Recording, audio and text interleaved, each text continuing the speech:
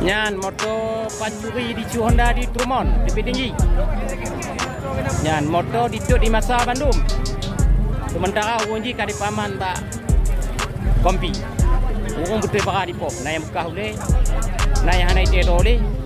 Ledo di Honda di PE la motor baplung. Kenong lah hadang di Sikling nong motor di hadang di Sikling di balik-balik Trumon. Ana abire de kongan lantung di pok Honda kok. Lantung nanti ditemu di masyarakat kami. Yang untuk kita mengebel. 3 pelaku pembegal berinisial H, M, AF babak belur dihajar massa setelah kendaraan yang digunakan menabrak mobil yang terparkir saat melarikan diri di Gampong KUD Trumon, Kecamatan Trumon, Jumat, 18 Oktober 2024. Informasi yang didapatkan dari berbagai sumber, ketiga pelaku melakukan aksinya di tempat sepi antara Gampong AI Meudama dan Teupin Tinggi. Pelaku langsung membawa kabur motor hasil rampasannya dengan cara dimasukkan ke dalam minibus Avanza. Tak tinggal diam, korban yang belum terkonfirmasi identitasnya ini langsung menghubungi kerabatnya di Gampong Sigleng yang merupakan arah para pembegal melarikan diri. Seketika informasi tersebut langsung menyeruak di tengah masyarakat Gampong Sigleng dan melakukan penghadangan terhadap Avanza yang telah disebutkan ciri-cirinya itu. Tak berlangsung lama, minibus tersebut muncul di Gampong KUD Trumon. Melihat kerumunan warga, pelaku bukannya menepi malah menancap gas mobilnya dan terjadilah kejar-kejaran. Namun karena panik, akhirnya mobil tersebut hilang kendali dan menabrak tumpukan batu dan sepeda motor di tepi jalan.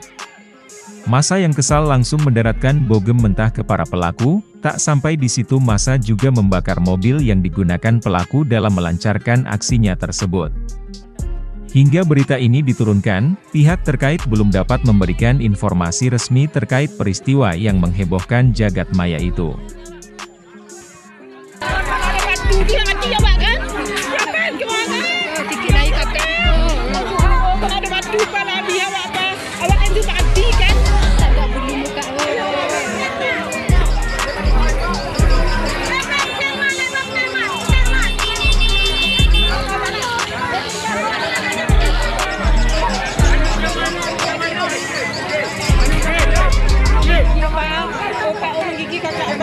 Penggigil na, kau dah batu dua biar awak kan? Karena awak berdua. Karena ini betul. Nanti kawan tiga.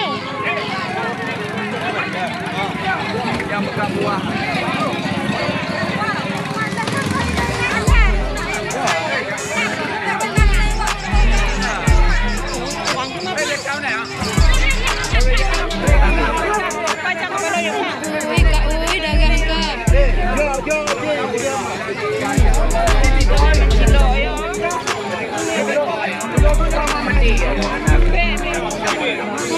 Bukannya mencuri laganya kerja kita ada kerja.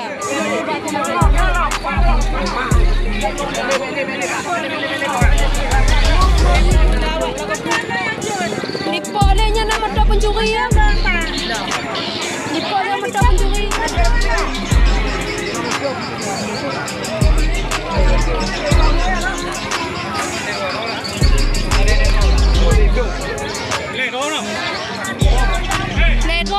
Ada benar gede aja. Gede aja ana piju-piju.